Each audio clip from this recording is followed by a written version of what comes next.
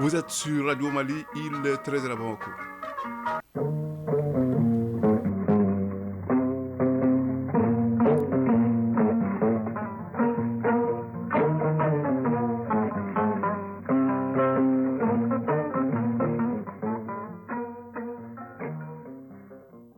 Le journal, Seydou Fomba.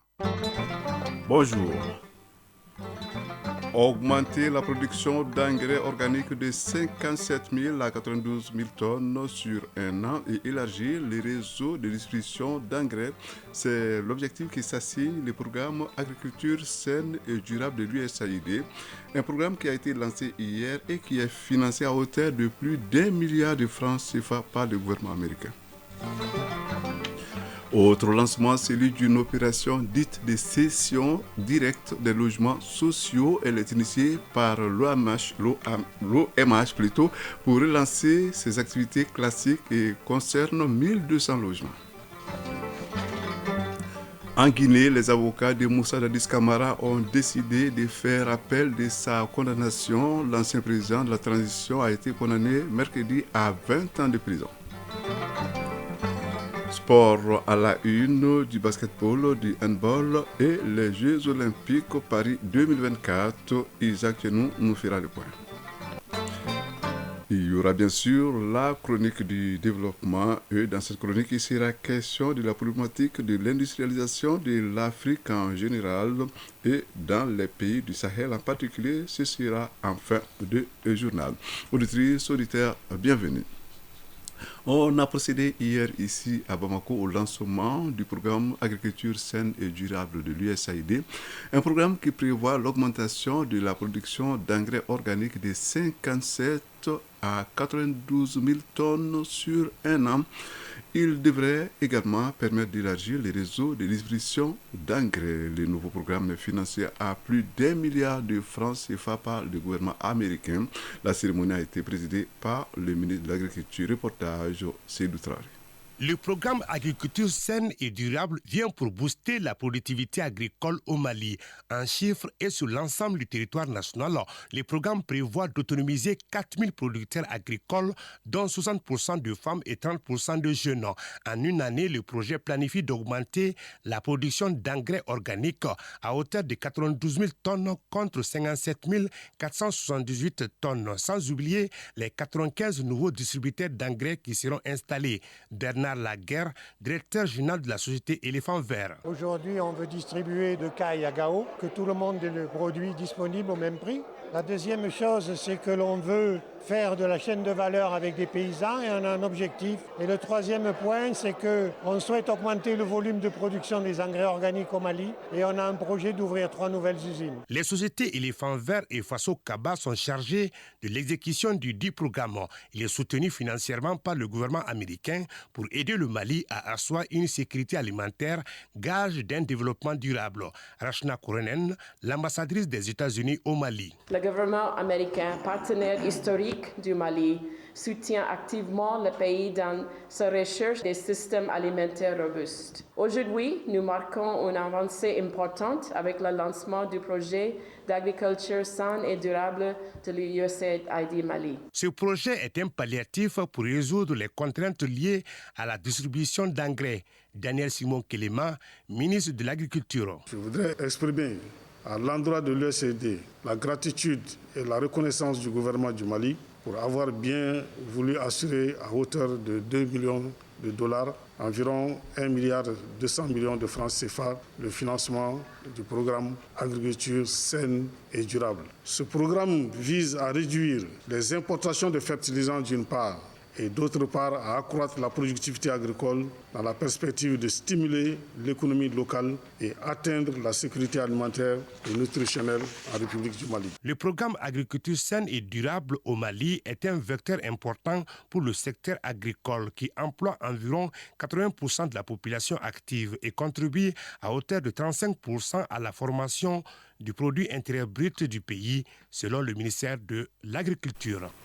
Session d'appropriation du programme national d'éducation aux valeurs PNEV à l'intention des conseillers de la Cour constitutionnelle. C'est un programme élaboré suivant la vision du président de la transition et conformément aux recommandations des assises nationales de la refondation. Ainsi, le PNEV vise à faire en sorte que soit donné corps à un nouveau système étatique qu'il faut donc bâtir le point avec Arima Tina.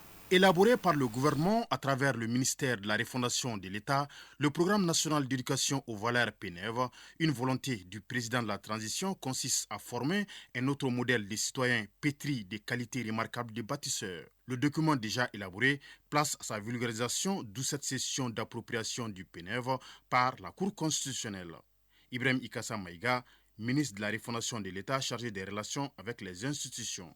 Cet exercice de vulgarisation de la vision nouvelle portée sur l'éducation aux valeurs confirme, si besoin en était, que le peuple malien est désormais debout sur les remparts pour la refondation de notre nation et pour donner corps à cet important chantier par lequel notre peuple entend restaurer nos valeurs, notre modèle de vie humaniste.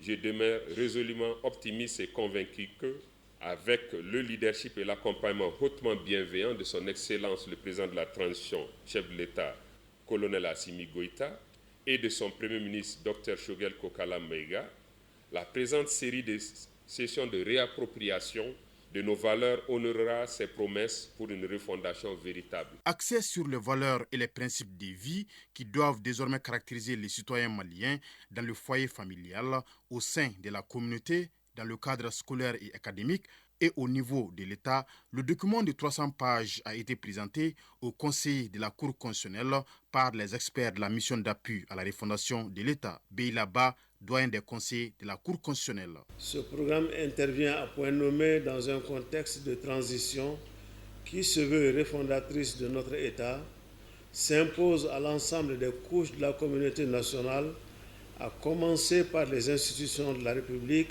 afin de promouvoir une éducation civique, morale et patriotique basée sur le respect des valeurs et la bonne gestion des affaires publiques. Ce processus de réappropriation de nos valeurs sociétales, culturelles et républicaines va se poursuivre et touchera l'ensemble des composantes de la nation. Le ministère en charge de l'urbanisme et de l'habitat, par l'intermédiaire de l'Office malien de l'habitat, a procédé il y a peu au lancement d'une opération dite de cession directe de logements sociaux. L'opération permettra à l'OMH de relancer ses activités classiques et de faire face à ses engagements. Elle concerne 1200 logements. Le sujet a été développé au cours d'un point de presse animé par le directeur général de l'OMH. Alucène Touré y était présent. Devant la presse, le directeur général a exposé la situation difficile de l'Office malien de l'habitat. Une situation caractérisée par un déficit chronique ayant conduit l'État à intervenir pour remettre l'Office sur pied. Malgré toutes ces mesures, les difficultés demeurent. Issa Seydou Sissoko, directeur général de l'Office malien de l'habitat. Le gouvernement était obligé de demander à l'Office malien de l'habitat d'annuler les conventions qui n'avaient pas connu un début d'exécution, qui n'avaient pas atteint 2% de taux de réalisation des travaux. Cette mesure a réduit le nombre total de logements de 45 300 logements à 12 566 logements, et dont environ 10 000 à Bamako. L'endettement de l'Office ainsi a été ramené de plus de 950 milliards de francs CFA à 288 milliards de francs CFA. Ce montant est resté toutefois supérieur à la capacité financière de l'Office malien de l'habitat. La cession en question concerne 1200 logements proposés au prix comptant et en fonction des possibilités des acquéreurs sur 15 ans. Au regard de ce qui précède, le gouvernement de la République du Mali a adopté le 29 décembre 2021 un second plan de restructuration élaboré par des spécialistes au niveau des ministères en charge des finances, en charge de l'habitat, de l'Office malien de l'habitat et du pôle bancaire représenté par la BMS. Ce qui a permis, au terme des négociations, à une réduction du taux de 6% à 3% et l'étalement de la période de 10 ans à 15 ans par les banques et une avance de 50 milliards du trésor public pour prendre en charge les impayés. La convention de restructuration de la dette signée entre les parties prévoit le remboursement sur 15 ans et la cession directe au prix coûtant du restant des logements attendus en ce qui concerne la ville de Bamako sur le programme des 12 566 logements. Le directeur général précise que l'opération classique de logements sociaux reprendra dès que les conditions financières de l'OMH le permettront. Direction à présent CAI, où s'est tenue la revue du premier semestre 2024 de la coopération Mali-UNICEF. Objectif, examiner l'état de mise en œuvre du programme afin d'y apporter des ajustements nécessaires, apporter donc les ajustements nécessaires susceptibles de garantir l'atteinte des résultats souscrits en fin 2024. Reportage Fantassou. À travers une analyse critique des contraintes majeures qui ont jalonné la mise en œuvre des activités au cours du semestre écoulé, cette revue a permis aux parties prenantes de procéder à des évaluations impartiales, aux ajustements nécessaires et de déterminer de manière collaborative les priorités et les interventions à mener au cours du deuxième semestre 2024. Dr Amadounba, chef du bureau de zone UNICEF CAI. Au cours de ce premier semestre, en plus de l'appui technique, les donations en équipement, l'UNICEF a engagé plus de 1,1 milliard dans les 3 régions, à savoir CAI, Kita et Nyoro, pour la mise en œuvre des activités au profit des bien-être des communautés. Lieutenant-colonel Adama Bamba, conseiller à la sécurité et à la protection civile au gouvernorat de CAI. Cet exercice permettra d'examiner l'état de mise en œuvre du programme dans ses composantes stratégiques et opérationnelles et de s'assurer que les performances et les progrès enregistrés sont conformes aux prévisions fixées. Elle contribue à consolider le partenariat dynamique et constructif avec tous les acteurs dans la recherche des meilleures solutions consensuelles à la mise en œuvre du programme en vue d'un changement durable dans la situation des enfants et femmes dans la région de CAI. Dr Amadounba, chef du bureau des zones UNICEF CAI, n'a pas manqué de remercier les autorités administratives et politiques de la région de CAI pour tous les efforts consentis pour le bien-être des communautés, des femmes et des enfants. CAI, Fantasso, Sidi Aïdara pour l'ORTM. Actualité hors du Mali à présent, en Guinée, les avocats de Moussa Dadis Camara ont décidé hier de faire appel de sa condamnation. L'ancien président de la transition de décembre 2008 à décembre 2009 a été condamné mercredi dernier à 20 ans de prison par un tribunal de Conakry. Les avocats se disent notamment surpris par sa condamnation pour crime contre l'humanité sur la base de la responsabilité du supérieur hiérarchique. Alors que ce chef d'accusation, souligne-t-il, n'était pas retenu contre leurs clients et ses co-accusés. Il menace de saisir la Cour de justice de la CEDEAO et Moussa Dadis Camara et ses co-accusés étaient poursuivis dans le cadre des massacres du 28 septembre 2009 à Conakry qui ont fait au moins 156 morts selon l'ONU. Au Burkina Faso, le président de la transition, le capitaine Ibrahim Traoré, et son premier ministre Apollinaire Kilem de Tambela ont procédé hier soir à un léger remaniement ministériel à la sortie d'un réaménagement technique de certains ministères. Les ministères concernés sont essentiellement l'enseignement, le sport et la sécurité. Le ministère des Transports a été supprimé. Les ministères clés sont restés inchangés. Le nouveau gouvernement compte 24 membres, dont 4 femmes, 3 ministres d'État et 3 ministres délégués. Au Nigeria, au moins 13 personnes ont perdu la vie lors de manifestations contre la crise économique qui frappe le pays. Une manifestation qui a eu lieu hier. L'annonce a été faite aujourd'hui par un groupe de défense des droits de l'homme. Les autorités ont confirmé la mort de 4 manifestants dans l'explosion d'une bombe et l'arrestation de certains participants à la manifestation. Des scènes identiques dans plusieurs villes du pays où les manifestants exigent également de meilleures conditions de vie. L'initiative est du mouvement End Bad Governance, en français mettre fin à la mauvaise gouvernance. Les forces de sécurité ont tiré des coups de feu et des gaz lacrymogènes pour réprimer les manifestations. En Iran, l'enterrement officiel du chef politique du mouvement islamiste palestinien Hamas, Ismaël Haniyeh, est prévu ce vendredi à Doha, au Qatar. Ces obsèques ont débuté hier à Téhéran et le guide suprême iranien l'Ayatollah Ali Khamenei a dirigé les prières funéraires pour le leader gazaoui qui a été tué mercredi dans la capitale iranienne lors d'un raid invité à Israël. Ismaël Haniyeh se trouvait à Téhéran pour assister à la cérémonie d'investiture du nouveau président iranien Massoud Pezeshkian. L'Ayatollah Ali Khamenei a menacé de punitions sévères pour le maître d'Haniyeh, ce qui fait redouter une contagion de la guerre qui fait rage depuis presque 10 mois dans la bande de Gaza.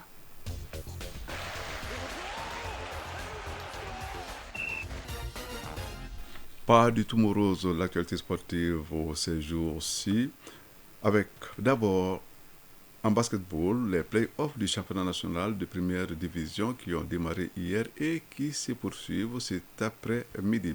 À handball, l'actualité, c'est le championnat national et on connaît depuis hier les finalistes en hommes et dames. Les Jeux Olympiques Paris 2024, hors de question de les oublier. Ainsi, en football, les quarts de finale se jouent cet après-midi et 2 pays africains sont encore dans la course. Voici le résumé de l'actualité sportive avec Isaac Chen. Jeux Olympiques Paris 2024 en football, les quarts de finale se jouent aujourd'hui. 2 pays africains sont encore en course. Il s'agit du Maroc et de l'Égypte. Le Maroc affrontera les États-Unis et l'Égypte en découdra avec le Paraguay. Le Maroc jouera à partir de 13h et l'Égypte à 17h. Pour ce qui est de l'athlétisme, les épreuves ont démarré hier et sera jusqu'au 11 août. Toutes les finales d'athlétisme se dérouleront pendant les séances du soir. Et pour la première fois aux Jeux Olympiques, le programme d'athlétisme se terminera par le marathon féminin. Frédéric Sissoko, le représentant malien, compétira à partir de dimanche. Handball, les finalistes du championnat national sont désormais connus. Chez la dame, l'AS Police affrontera le Sigiricaille et chez les hommes, l'ISFAS aura affaire au Sigiricaille. Les différentes équipes se sont qualifiées hier à l'issue des demi-finales.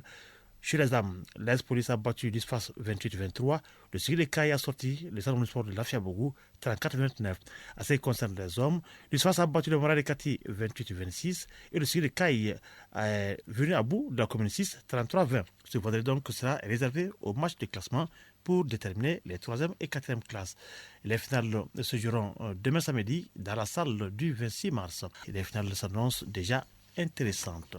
Basketball, la phase play-off du championnat national a démarré hier. La deuxième journée aura lieu aujourd'hui dans la salle Salamatou Maïga à 16h. En homme, l'AS Police sera face au Salman de Bako et chez la dame, le Salman de Bako affrontera le Djoliba. Pour ce qui est du football, rappelons que la Confédération africaine de football, à travers une mission d'inspection jeudi, a approuvé les stades de Mamadou Konaté et Babemba Traoré de Sikasso. Récemment rénové par les autorités maliennes, le stade de Babemba Traoré de Sikasso et le stade de Mamadou Konaté sont désormais aptes à accueillir des rencontres internationales. Après le stade du 26 mars de Yirimadio, c'est 2 stades qui viennent renforcer ainsi les infrastructures sportives des normes internationales de notre pays.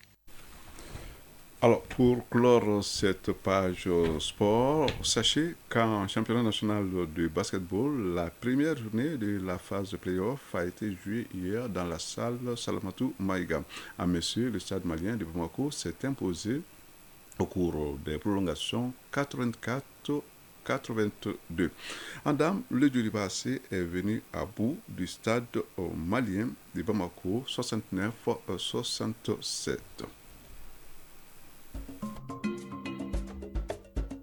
Chronique du développement.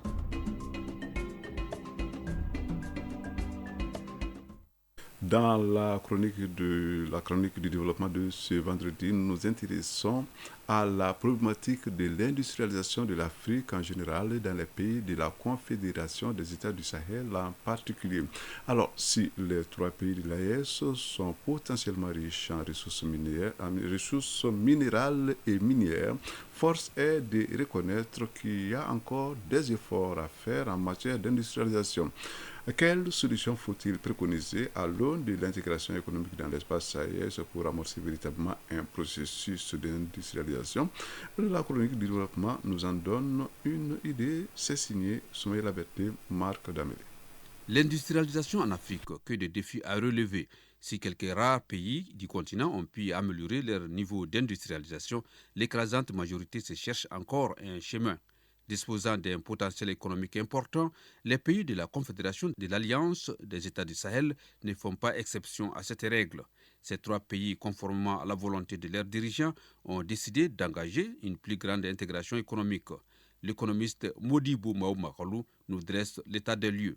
Depuis les indépendances, l'industrialisation est un défi majeur pour nos pays, malheureusement que nous n'avons toujours pas surmonté.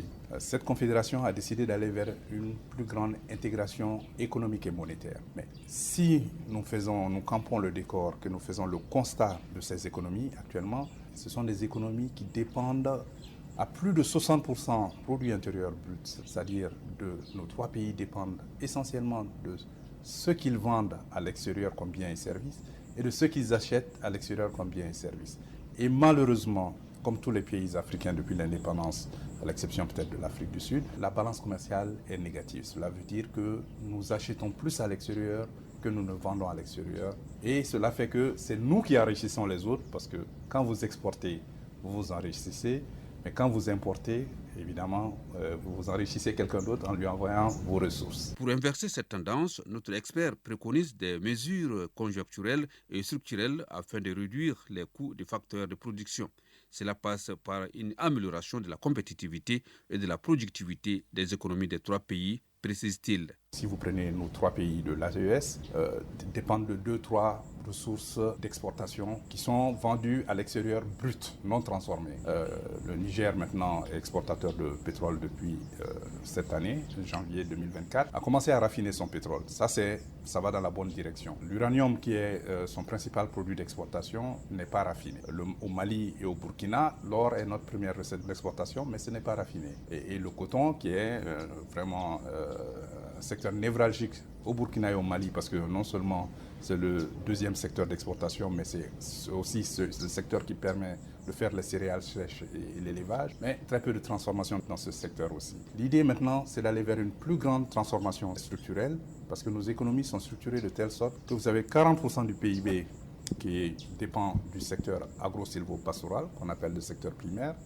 Vous avez 20% de nos PIB qui dépendent du secteur industriel, qu'on appelle le secteur secondaire. Et vous avez encore 40% du PIB qui dépendent du secteur tertiaire, c'est-à-dire le secteur des services. Maintenant, l'idée, c'est d'aller vers les secteurs à moindre valeur ajoutée pour aller vers les secteurs à plus haute valeur ajoutée. Et pour cela, il faut que nos pays aillent vers l'agro-industrie. Et c'est cela qui va augmenter les revenus des populations. Malgré les défis du moment, les perspectives sont bonnes pour amorcer une industrialisation plus poussée dans les pays de la Confédération de l'AES, car c'est dans ces 3 pays qu'on retrouve les plus grands producteurs de céréales, d'uranium et du métal jaune en Afrique. Modibo Mahamadou. Je suis très optimiste. Vous voyez, le Niger a du pétrole depuis cette année. Le Niger est 2e producteur africain d'uranium, 7e mondial. Le Niger fournit cette source d'énergie à 40% de l'Union européenne. Pendant ce temps, le Niger même a un taux d'accès à l'électricité très faible. Mais moi, je pense qu'il faut aller vers les énergies renouvelables. Et nous avons des ressources par rapport à cela. Et le Mali sera producteur de lithium fin de cette année, Inch'Allah. Donc, avec tout cela, il va falloir que nous préparions nos populations, nos jeunes, notre jeunesse, à ces métiers d'aujourd'hui et de demain, parce que la 4e révolution industrielle est en cours, la révolution numérique, mais l'Afrique doit d'abord se positionner pour la première révolution industrielle qui est la révolution agricole. Les 3 pays sont des grands producteurs céréaliers, sont des grands pays d'élevage, mais ne sont pas industrialisés et continuent à importer encore de la nourriture au Mali. Notre 4e poste d'importation, ce sont les denrées alimentaires pour plus de 400 milliards par an. Donc l'idée, c'est de se donner la main. Les infrastructures, par exemple, si le Mali et le Burkina se donnaient la main pour acheter les intrants ensemble, mettre en place des usines d'égrainage et des usines de transformation aussi, il faut que l'État aussi, à travers un dialogue élargi public-privé, prenne en main les besoins du secteur privé et travailler avec le secteur privé. Nul doute qu'avec une population de plus de 70 millions d'habitants et une superficie d'un peu plus de 2 800 000 km², les pays de l'AES constituent un vaste marché. Une intégration économique dans cet espace ne peut qu'être tout bénéfice pour les populations. Retrouvez Soumaïla Berthe dans une semaine. C'est la fin de ce journal qui vous a été présenté par Seydou Fomba avec la complicité technique d'Assitan Kamara. mise en ligne Marcel Tessougué, réalisation dossier Baba Diarra, le tout coordonné par Bourama Traoré, l'infatigable. Merci donc de nous avoir suivis. Prochain rendez-vous avec l'actualité, c'est à 19h30, mais gardez l'écoute car dans un instant, Kanikita sera là pour la rubrique des avis et communiqués. Au revoir.